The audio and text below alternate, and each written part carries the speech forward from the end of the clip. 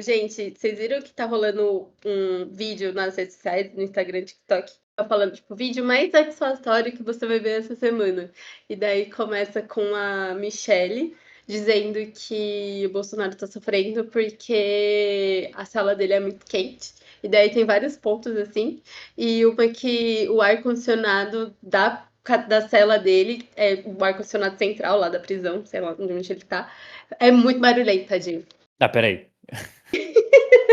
O maluco tá preso numa cela com ar-condicionado, com caminha. Parece o Ibis Budget. Ele tá reclamando ainda, velho. Vai tomar no cu, velho. Vai tomar no cu. Cara, E eu daí queria ser preso também. Eu queria ser preso também dessa maneira, né? Nessa prisão aí. Cara, eu ia tirar umas férias tão boas. Eu ia pegar um monte de livro, ficar lendo. Ele tem televisão também? Eu ia Ele ficar tem vendo livro série. lá. O filho dele levou cruzadinha, né? Que ele pediu. Palavra cruzada. Sim.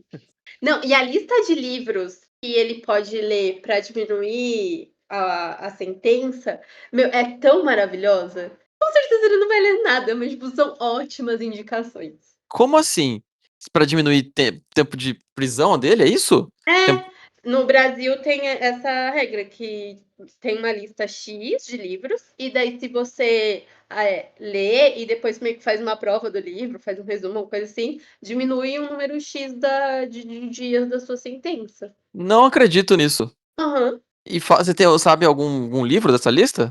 Eu sei que tem 1984. Tem o Revolução dos Bichos também. Tem Revolução dos Bichos. Peraí, lista de. Toda a literatura mais famosa brasileira deve ter lá também. Tipo, Dom Casmurro. Tem livros. Acho que tem aquele. Como que é? A música que eu tenho aqui em casa. Ficou famoso. Torturado tá na lista. Muitas distopias. Achei, peraí.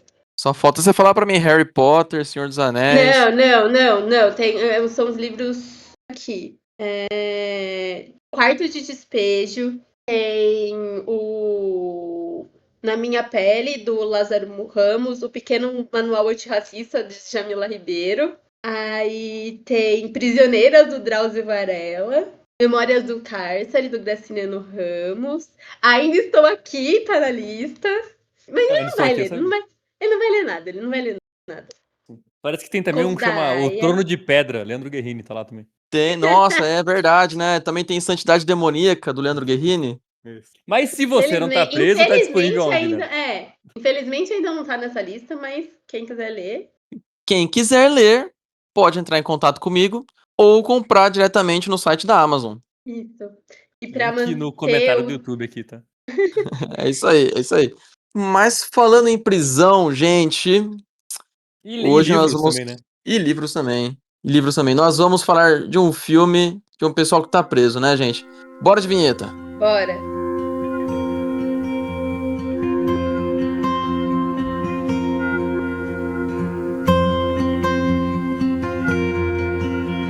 Olá! Estamos começando mais um Cine Leigos, o podcast de leigos para leigos. Sempre falando o que é que tem de bom para assistir. E hoje vamos iniciar o mês dos filmes que estão com a maior nota nos sites como Rotten Tomatoes, IMDb. Enfim, hoje nós vamos Todos começar... os sites que a gente vive criticando. Exatamente. Que não fazem boas avaliações. Lógico, porque as nossas avaliações é que as pessoas têm que seguir. A gente é leigo, então a gente tá falando o que realmente importa. Se a gente gostou, vocês vão gostar também. E hoje nós vamos começar com o filme Um Sonho de Liberdade, também conhecido como Shawshank Redemption. Eu sou Leandro Guerrini. Eu sou Zé Lucas. E eu sou Jéssica Bezerra. Vamos lá. Vocês já tinham assistido esse filme? Já. Eu já tinha visto algumas vezes, mas faz muito tempo. Eu reassisti agora. E eu achava esse filme um dos melhores filmes que eu já tinha assistido na vida. E hoje continua? Talvez. Vamos destrinchar aqui o filme. Mas já vou deixar de cara aqui que o filme é bom. O filme é bom.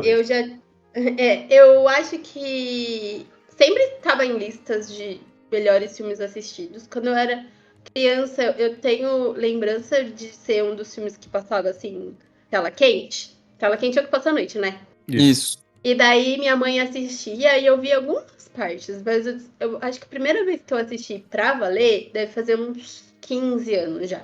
E na época também, nossa, super me emocionei. Lembro de ter chorado no filme, de considerado um filmaço. E revendo, eu acho que é um filme com um bom roteiro de personagens. E eu tenho a minha teoria do porquê que mas eu vejo o filme como filme mesmo, não tão bom, não tanta qualidade assim. Eu achei ele mais pra, tipo, novela do que um filme que te prende, que tem plot twists e coisas assim, sabe? Bom, esse filme, na verdade, ele é baseado num dos contos do Stephen King. Uhum. Ele é escrito e dirigido por um cara chamado Frank Darabont, não sei pronunciar esse nome. Pô, um cara não, né? Pô, só um cinegrafista, um dos mais importantes da história do horror do cinema, inclusive, né? É o cara que Claro, gosta bastante de adaptar coisas do King, né? Porque ele também Sim, adaptou A Espera de um Milagre e O Nevoeiro. sim. Não, ele fez o The Walking Dead, a primeira temporada toda dele. Stranger Things também, ele dirigiu alguns episódios. Ele pô, o Frank Darabont é gigantesco. Acho que a Mosca também é Uhum. dele. caramba, o cara só fez obra-prima aí. Mas, enfim, eu acho que foi feito um trabalho primoroso, porque era um conto, né?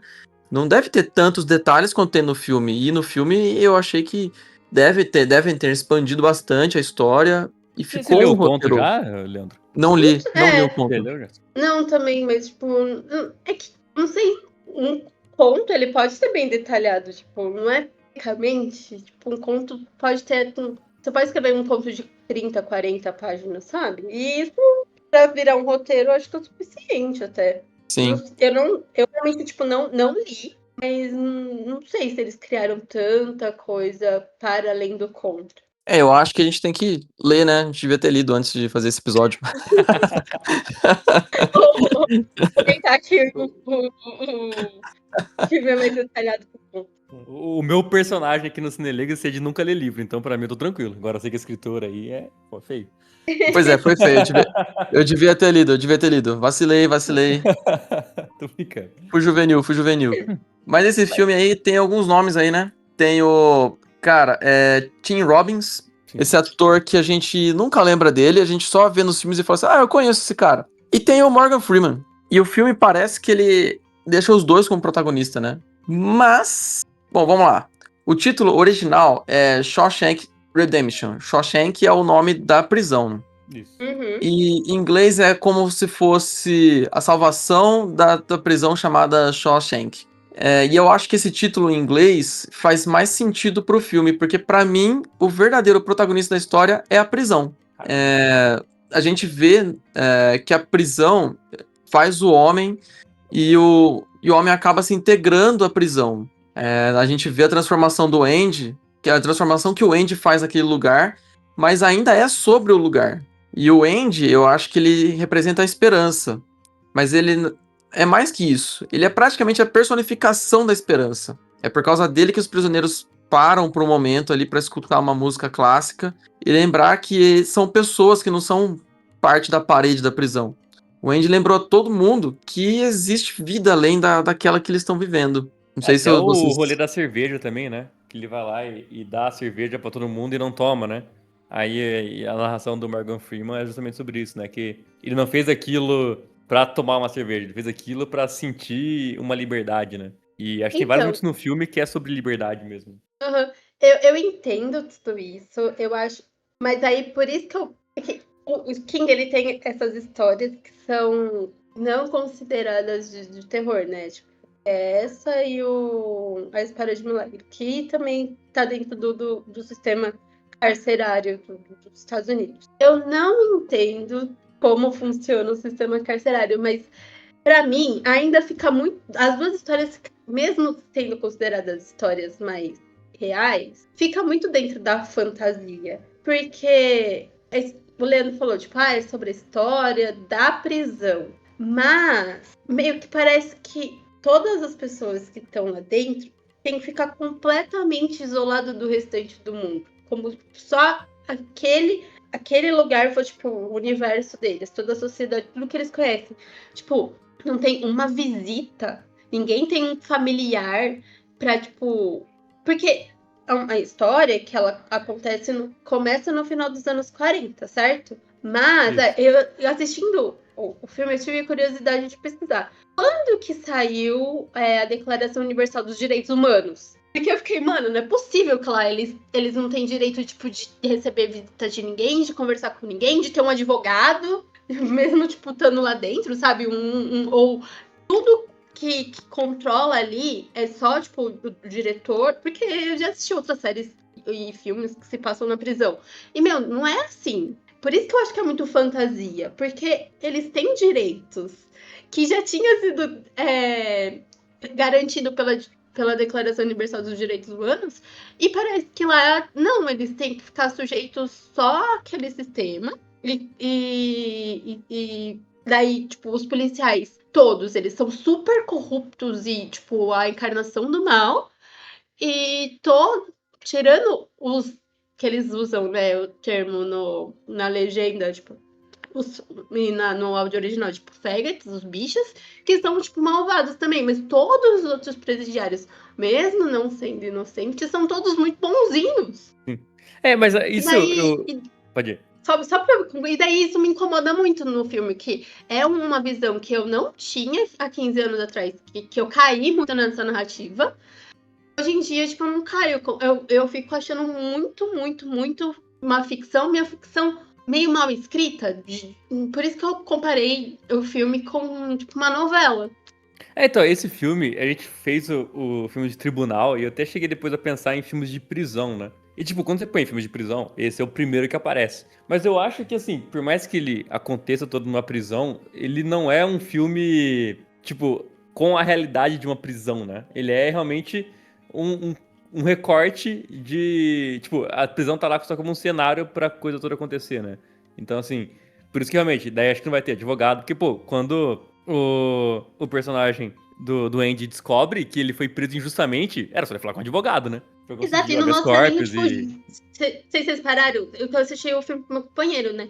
E daí ele, nessa cena inicial do julgamento, tipo, o juiz fala, pronto, você vai receber 2 prisões perpétuas. E, tipo, não mostrou nenhum júri. Na época tinha júri já, sabe?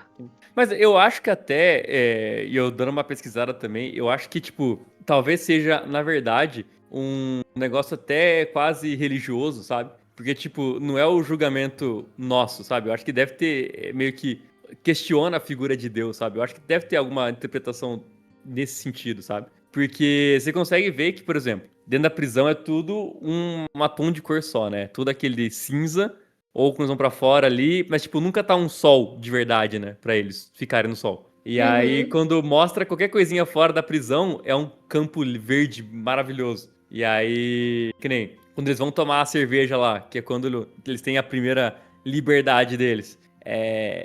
Aí você vê que tem muito mais cor. A filmagem fica quente, né? De mostrar que eles estão vivendo um momento bom.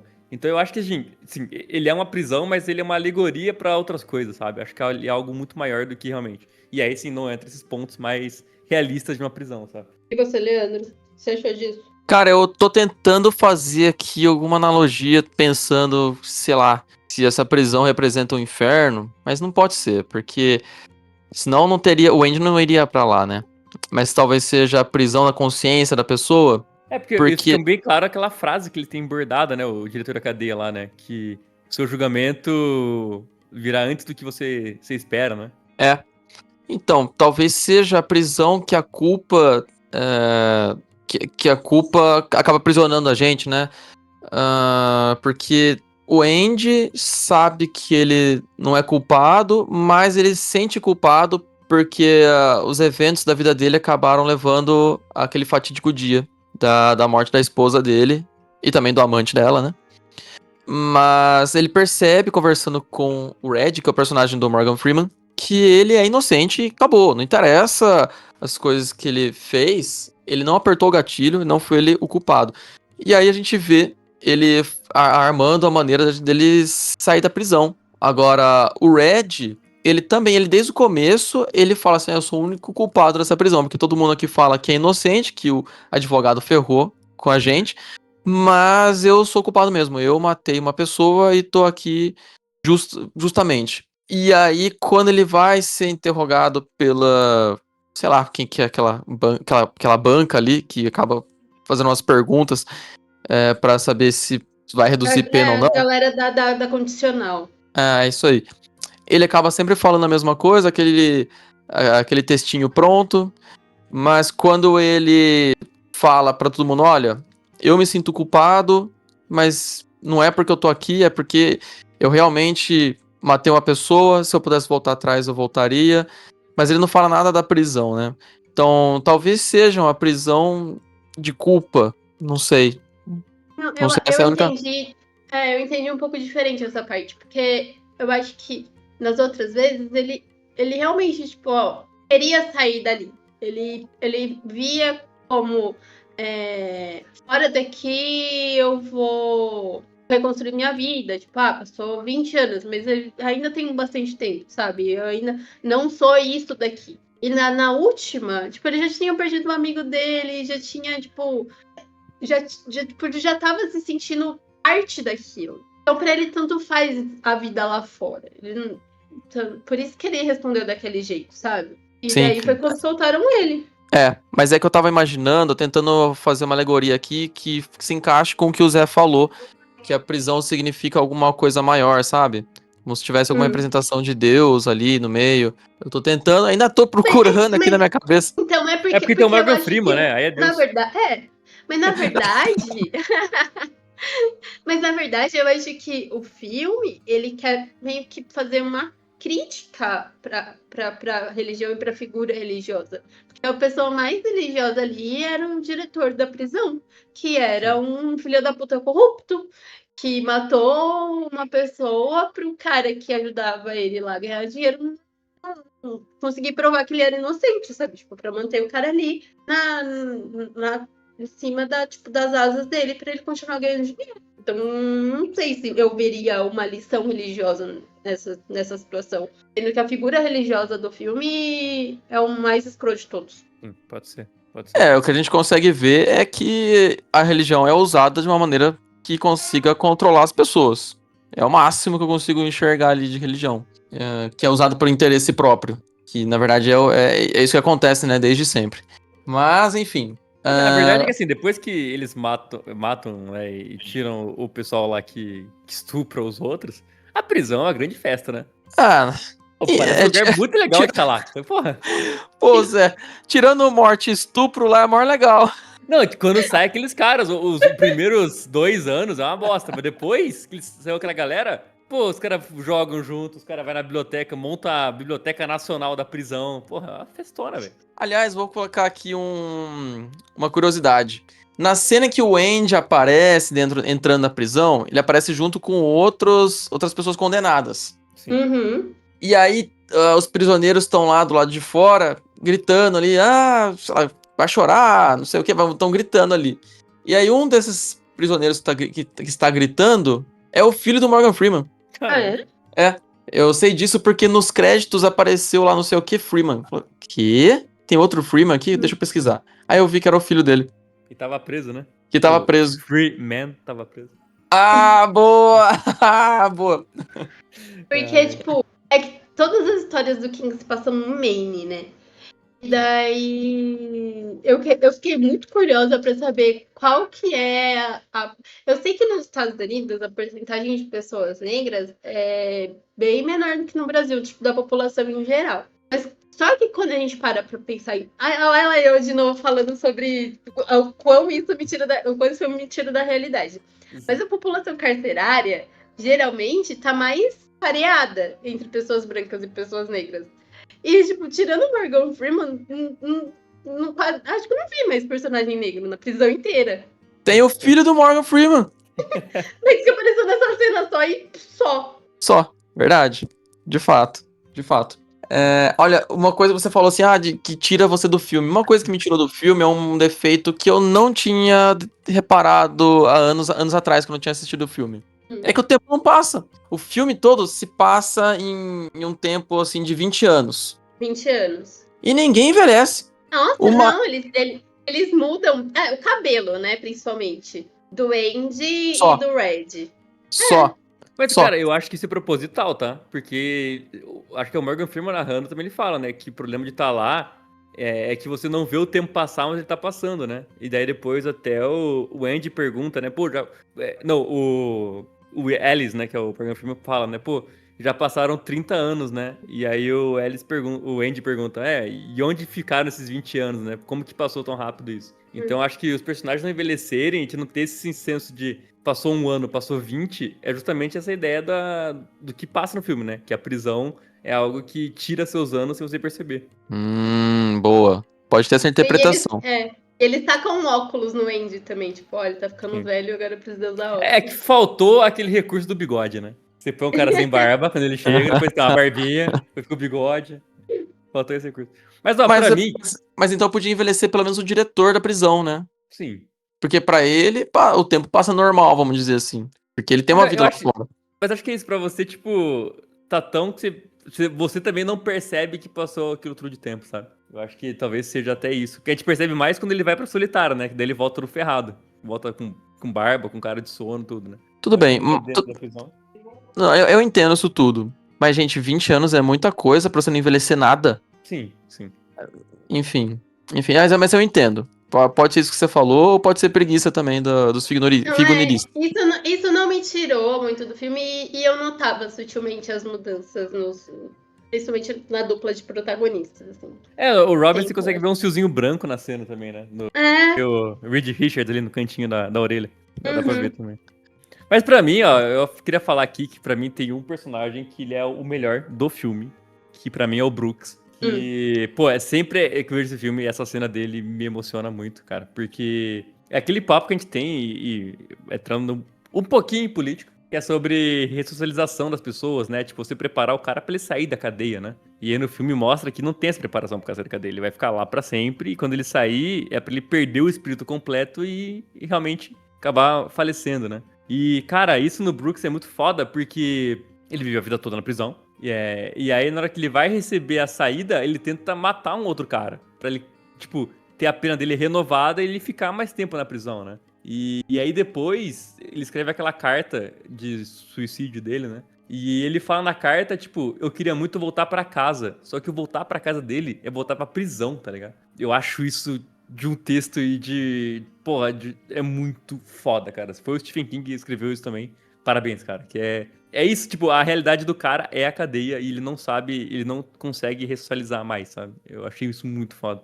É o que tava acontecendo com o Red, né?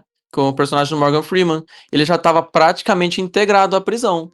E entra naquele ponto que eu tinha falado, que pra mim, o principal da história é a prisão. Que a prisão acaba mudando os homens e fazendo com que os homens fizessem parte dessa prisão, sabe? A prisão é construída através dos homens que estão lá há tantos anos que já fazem parte dele. Então, mas na minha lembrança do filme, e eu achava que realmente, tipo, ele era solto no mundo, assim. Só que eu vi que ainda tem um programa um programa mínimo da condicional, né? Tipo, você vai sair, você vai morar nesse apartamento aqui, você vai trabalhar nesse lugar aqui. Que eu achei interessante até. O que eu sinto que faltou é o acompanhamento psicológico para essa pessoa também. Dentro Mas e nessa fora época da aí, prisão. mas nessa época aí acho que não Mas, tinha, não, né? ah, com certeza não. Mas você tá saindo, mas tipo, você vai ter um emprego e um lugar para morar, achei interessante. É que, tipo assim, o que eu sinto que o personagem do Brooks e a diferença dele cometer o suicídio e do Ellis não, é que o Ellis tinha um objetivo. Tipo, ele tava lá pra se matar e aí ele lembra que ele precisa ir naquele lugar que o Andy falou. O Brooks, Uhum. ele não tem família, ele não tem amigos, ele não tem mais nada a não ser viver o resto dos anos dele trabalhando lá onde ele não consegue, ele não se adapta a trabalhar naquele mercado. E não tem mais nada, tipo, ele não tem um objetivo de vida, né? Então, ele pensa em cometer um crime pra botar pra cadeia, mas ele fala, pô, tô muito velho pra isso. E aí ele acaba escolhendo esse final trágico pra ele, né? Então, tipo, eu Sim, acho que mas além de tudo tem esse ponto é, também, né? e é o que me irrita nesse filme, tipo, todos os presidiários, eles não tem ninguém fora da cadeia. Independente se você tá lá. Até, tipo, o outro lá que contou lá ele encontrou o cara que realmente assassinou a mulher do Ben. Eu não lembro o nome desse personagem. Foi assassinado lá. Ah, o garoto, né? Tipo, ele ia ficar lá só 2 anos. Ele tinha esposa e tinha filho, um negócio assim, né? E Uhum. também outra pessoa que ficou lá presa e não recebia uma visita. Tipo, como assim, sabe? Por quê? A mesma coisa com o Brooks e com os outros. Não é possível, sabe? Que todo mundo lá era tão sozinho. Sim. Mas acho que até pra gente criar também. Não sei. Pode ter sido realmente um erro, né? Mas pode ser também pra gente criar. Talvez que o senso da comunidade deles é quem tá dentro da cadeia, né? Não tem ninguém fora. Pode ser algo nesse sentido. Talvez seja pra gente ficar completamente imerso na prisão e esquecer que existe algo fora, né? E aí quando entra o Andy, que o Andy acaba mostrando pras pessoas que existe algo lá de fora. Se a gente colocasse esse recurso de ficar tendo visita, a gente ia ficar constantemente lembrando que realmente existe um mundo lá fora. E os prisioneiros iam ficar lembrando disso. Eu acho que Sim, foi eu proposital. entendo. Eu sei que é proposital. Só que é um tipo de narrativa que me irrita. Daí não faz eu gostar tanto da obra que eu tô assistindo. Sim, justo. Bom, eu queria colocar um outro ponto também, que é o uso da música, que eu achei impressionante, que é uma coisa que tinha muito nos filmes de antigamente, que agora parece que tá muito mais restrito. Acho que os diretores agora não estão mais querendo usar tanto a música do jeito que era usado antigamente, que é usado pra dar emoção, né? Na cena final, o Red ele tá simplesmente andando, mas tá tocando uma música no fundo, e essa música ela fica mais alta, e é o que a gente realmente presta atenção ali. A gente nem tá prestando tanta atenção à volta do Red, mas a gente presta mais atenção na música, que fica mais alta parece que a cena. E eu entendo que como se fosse o renascimento da esperança no Red tomando forma. Mas se a gente tirar a música, a gente não vai ficar tão emocionado quanto a gente ficou assistindo esse filme. Mas eu não sei se eu concordo com você que os filmes hoje em dia não usam bem a trilha sonora. Pra mim, tipo, o Agente Secreto fez um ótimo exemplo. É um ótimo exemplo de trilha sonora que a música fica com a gente depois. E daí eu vejo também, tipo, quem elogia bastante Uma Batalha Após a Outra, também elogia muito a trilha. Só que foi uma trilha que pra mim ela me gerava ansiedade. E daí, que também faz muito sentido pro filme. Não Uhum. sei. Eu acho que ainda a trilha é muito bem. Quando ela é bem utilizada, ela é muito bem utilizada pra esses filmes que ainda são considerados tipo, filmes de arte, filme pra ganhar competição e coisas assim. Então, o que eu quis dizer é que antigamente era muito mais comum a gente ver uma música mais presente no filme pra a gente ficar emocionado através da música, não necessariamente por causa da cena, mas por causa da música. E hoje em dia ela tá mais restrita, a gente vê mais cenas dramáticas causando emoção na gente através da cena que a gente tá vendo e menos por conta da música. Isso é o que eu não consigo, tipo, pensar em um filme atual que tem essa carga dramática nesse nível de é muito melodramático o Um Sonho de Liberdade. Com essa carga dramática hoje em dia, tipo, um filme recente nesse estilo, não consigo pensar em nenhum. Sim, então. Eu acho que o jeito que tá sendo feito. O jeito que é feito o filme hoje em dia tá diferente, né? Então, enfim. Pra mim, o filme tem uma coisa só que eu não gosto, mudando um pouquinho de assunto. É que assim, a cena do Andy saindo do esgoto, pra mim tinha que ser a última cena do filme. Ela sair e depois de ter ainda ver que ele foi lá no banco pegar o dinheiro, e aí depois o Morgan Freeman vai atrás das coisas. Tipo, pra mim, o filme tinha que desconstruir a linha do tempo nessa parte e ela terminar com ele saindo do esgoto e a chuva caindo nele, cara. Porque. Ah, sério?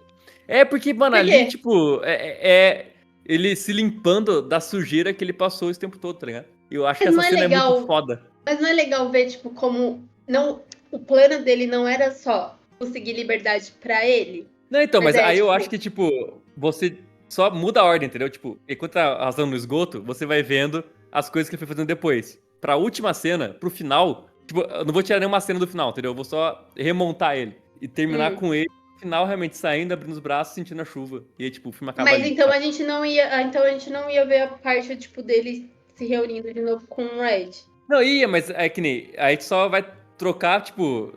É como se fosse um flashback e um momento atual, sabe? E aí, pro última cena do filme, tem que ser ele saindo do esgoto. Então, tipo, que nem ele tá no esgoto lá se arrastando, aí a gente vê ele indo no banco e contando lá tudo que ele foi fazer. Aí ele continua se arrastando, a gente vê o Morgan Freeman indo atrás das coisas.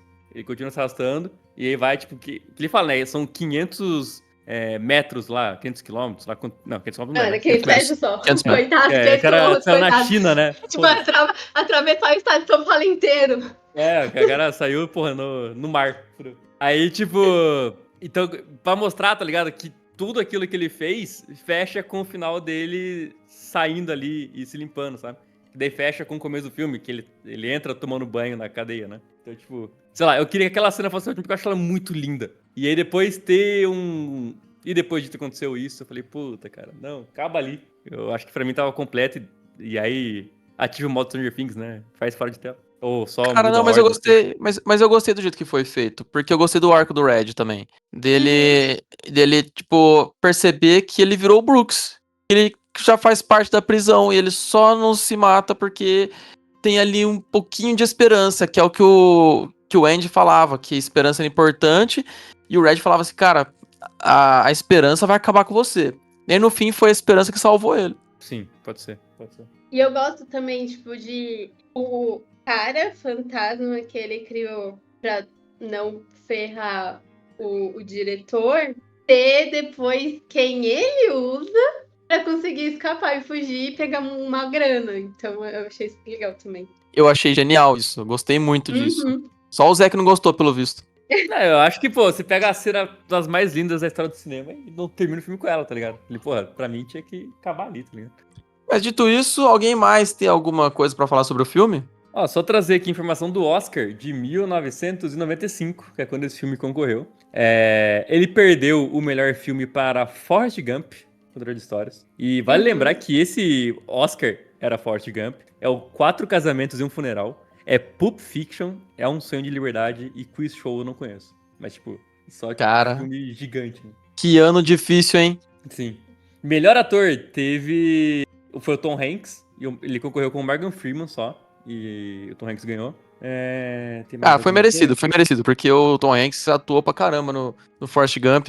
Forrest Gump, que aliás é baseado num livro, mas são obras distintas. Se você lê o livro, você tem uma experiência, e o filme você tem outra. Eles mudam um Justo. pouco o personagem e tal. Até fisicamente ele é bem diferente no livro.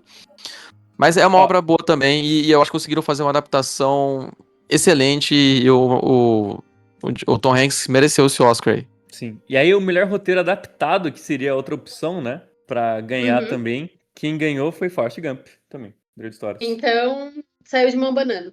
Só passar aqui rapidinho, eu acho Foi, que... basicamente foi isso. Caraca, o Passou ano Oscar, que na verdade. Velocidade Máxima ganhou de melhor som, tá? Fica a curiosidade. Ah, não. Velocidade Máxima ganhou prêmio e Um Sonho de Liberdade não ganhou nada? De melhor som. Mas ganhou. Ganhou um prêmio. Eles podem E falar aí assim, ganhou ó, em nós cima de Sonho de ganhamos o Liberdade prêmio e também. você não. Ganhou em cima de Um Sonho de Liberdade. E a melhor E a canção gente foi Can You Feel the Love Tonight, com o Rei Leão. Fica o mesmo Oscar de Rei Leão. Pô, merecidíssimo, merecidíssimo. Uhum. Mas é isso, não ganhou nada. E efeitos A gente sonoros escolheu também Sonho foi de pra... Liberdade porque Porque ele é o top 1 do IMDB. Ele é o filme E ele- mais bem avaliado do IMDB. E ele tá, então tá 10. A nota dele é 10. Isso. No IMDB é 10. Deixa eu olhar aqui no Rotten quanto é que tá. Mas querem falar a nota de vocês pra ele, então? Vamos falar a nossa nota primeiro. Eu acho que eu posso começar. Eu acho que é um filme bem emotivo. Ele é construído de uma maneira que a gente fica emocionado com o final da história. E a gente acaba esquecendo desses pontos que a Jéssica falou que são importantíssimos. Que são todas as partes dos direitos humanos. Estão deixados de lado. só isso. Essa Só coisa de isso. esquerdista aí também. Tá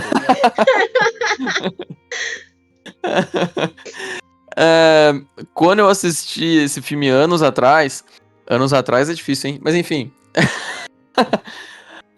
Eu achei esse filme perfeito, não tinha defeito nenhum. E eu assistindo agora percebia que não é perfeito esse filme.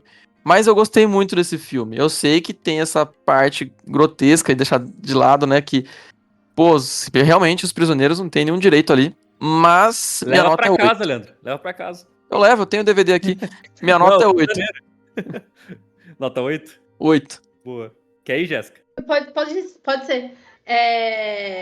Apesar dos defeitos que eu comentei que me tira da história, é um filme que te prende muito e você se apega aos personagens. É uma dupla muito legal de acompanhar. O Andy e o Red. Então, tipo, você fica torcendo para que coisas boas aconteçam com os dois. E isso é um mérito muito grande de um filme que pra mim, que sou a pessoa que se eu não gosto dos personagens, eu não consigo dar nota muito boa pros filmes. E acho que faz tempo que eu não penso na mesma nota que o Leandro, tipo, não deu a mesma nota pra ele que ele para os filmes, mas pra esse eu também tinha pensado numa nota 8. Uhul! No momento eu pensei que ela ia falar assim, eu ia dar 8, mas como o Leandro deu, eu vou dar 5. Tem que nivelar, né? Tem que nivelar. Não, mas ó, eu acho que a minha nota é um pouquinho maior que a de vocês. Eu vou dar nota 9. Eu acho que é um bom filme, cara. Um filmaço. Eu acho que é emotivo. Você vai ver, você vai sentir emoção. Tem muita coisa boa nele, tem coisa que. Que nem, eu nem tinha parado pra pensar nesses pontos que a Jéssica levantou, tá ligado? Que eu fiquei meio preso na obra ali e fui embora, tá ligado? Não reparei que não tinha família visitando, não tinha advogado. Mas é isso, cara. Eu acho que é um bom filme. Eu acho que ele ser o 10 no IMDb e filme mais bem avaliado, eu acho justo. Não é o meu filme favorito, tem outros que eu gosto mais, mas eu acho que é uma boa nota pra ele. Mas eu vou dar nota 9, então, só pra... Porque agora a Jéssica estragou pra mim o filme e eu vou pensar que não tem advogado. O Zé tava pronto pra dar o 10. É. Putz, não tem como ignorar essas 10 coisas. é só pra 500 dias com ela. E Atlantis, né? E Atlantis? Atlantis é 11, né? Não é nem 10. Não, você Mas, deu 10 também pra aquele filme do Clint Eastwood. Não, eu dei 10 pra vários filmes já, acho que no Cinelegos aqui. É. O filme do Brokeback Mountain, acho que eu dei 10 também. Mas, enfim, só que eu fiquei devendo informação, ó. Aqui no Rotten, a nota dos críticos é 8.9 e do público é 9.8. Então, aí mais uma discordância entre os dois ainda. Achei mais plausível essas notas aí. Sim. Mas aguardem que semana que vem tem uma surpresa no episódio sobre o melhor filme do Rotten. Pois é, cara, eu não tava esperando que aquele filme fosse um dos melhores de qualquer coisa. Mas, enfim, a gente vai discutir, semana que vem vocês vão ver. E se vocês quiserem continuar acompanhando o pessimismo da Jéssica, o otimismo do Zé e o mais ou menos do Leandro, continuem seguindo a gente nos Cinelegos do Spotify, do Apple Podcast. Yeah! Aê! Lembrei o nome. No Instagram, no TikTok e até semana que vem. Até. Até, tchau, tchau.